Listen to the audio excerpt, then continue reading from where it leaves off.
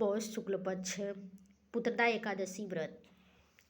पांडुनंदन ने नियम पूर्वक हाथ जोड़कर श्री कृष्ण से प्रश्न किया, भगवान आप कृपा करके पौष शुक्ल एकादशी के महापुण्य का वर्णन कीजिए। उसका क्या नाम है और उसका क्या विधान है तथा उस दिन किस देवता की पूजा की जाती है और उसका क्या फल होता है। श्री कृष्ण बोले, हे राजन, इस एकादशी का नाम पुत्रदा एकादशी है। समस्त मनोरथ को पूर्ण करने वाली एवं समस्त सिद्धियों को देने वाली है। इसके अधिपति स्वयं नारायण हैं। इस चराचर संसार में इसके समान फल देने वाला दूसरा कोई व्रत नहीं है। इसके प्रसाद से मनुष्य पुत्रवान, विद्वान, कीर्तिमान, महालक्ष्मीवान, वैश्वी होता है। अब मैं तुमसे उत्तम और पापों को हरने वाली कथा कहता हूँ, ध्यान पूर्वक सुनो।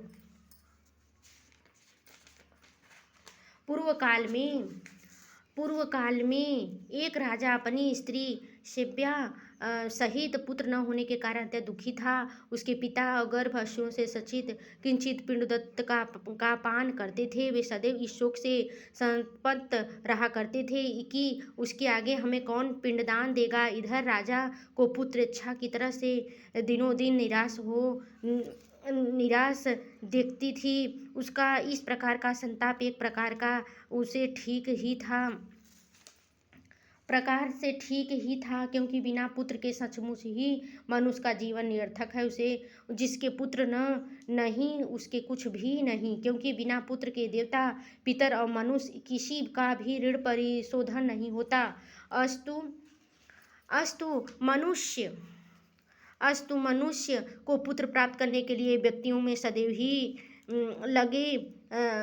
लगे रहना चाहिए, क्योंकि संसार में वही भाग्यवान, गुणवान और कीर्तिमान है जिसका घर में पुत्र से परिपूर्ण है। ही नरश्रेष्ठ आरोग्य, संपत्ति और कीर्ति अधिकारी होते हैं। यह सिद्ध है कि पुत्रौती पुण्यवान को ही प्राप्त होते हैं। समझ, विद्या और लक्ष्य और त्रैलोक कुछ भी उसके दुर्लभ नहीं रहती। इस प्रकार दिन रात की चिंताओं से त्राण पाने के लिए राजा ने यह निश्चय किया कि यह मेरा शरीर धारण किए रहना व्यर्थ है। किसी प्रकार के इस शरीर को त्याग देने ही श्रेयस्कर है, परंतु आत्मघात करना महापाप है। इसी प्रकार के विचारों में पड़कर वह एक दिन चुपचाप अकेले घोड़े पर सवार हो वन ही और चल दिए। इस प्रकार वह वन में पहुँच नभ में उड़ते हुए पक्षी एक चारों ओर लगे हुए सुंदर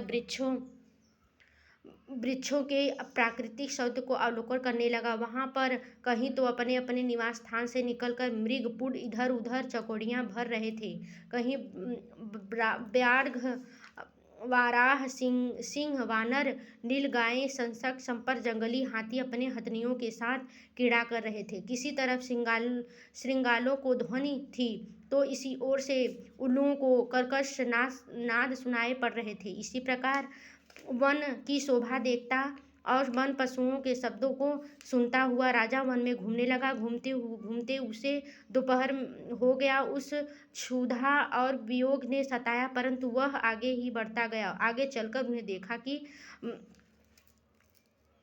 वह एक अत्यंत सुंदर सरोवर है, जिसके किनारे अत्यंत सुंदर, मनोहर और दिव्य रूप वाले नाना प्रकार के पक्षी, सारस, हंस, मोर और चकोर चारों ओर घूम रहे थे। बहुत ऋषि मुनियों कहा पूजन ध्यान मग्न है। उस स्थान प्रवेश करता राजा दक्षिण ने बहुत बाहु फड़कने लगे। एक प्रकार का उत्साह भी प्रतीत हुआ। राजा ने घोड़े सवार उतरे, घोड़े को एक और वृक्ष के सहारे बांध दिया।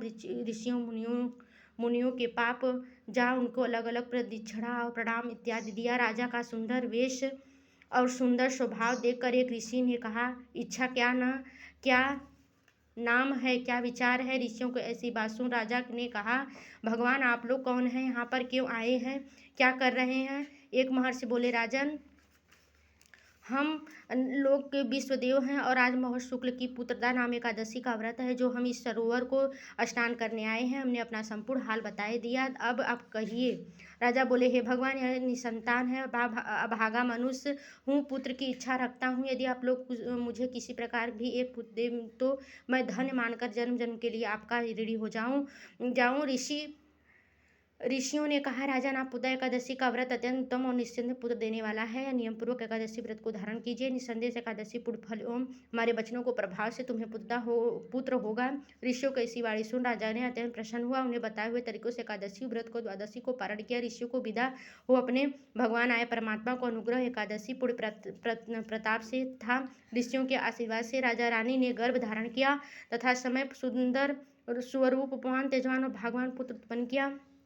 राजपूत अत्यंत शीघ्रता पूर्वक बढ़ने लगा और शीघ्र ही बड़ा हो पितृ सेवा तथा अपनी प्रजा की सेवा करने लगा। इतनी कथा सुन भगवान कृष्ण ने कहा, राजा ने इस एकादशी का व्रत जो लोग करते हैं उनको अवश्य पुत्र प्राप्ति होती है। इसे लोक में नाना प्रकार के सुखों का भोग अत्यंत काल में परम पद को प्राप्त करते हैं। जो लोग इसकी कथा कहते हैं वे भक्तिपूर्वक सुनते हैं, उनका सहस्त्रों अश्वमेध करने का फल होता है। बोलो एकादशी महाराज की जय। बोलो विष्णु भगवान की जय। बोलो लक्ष्मी नारायण की जय।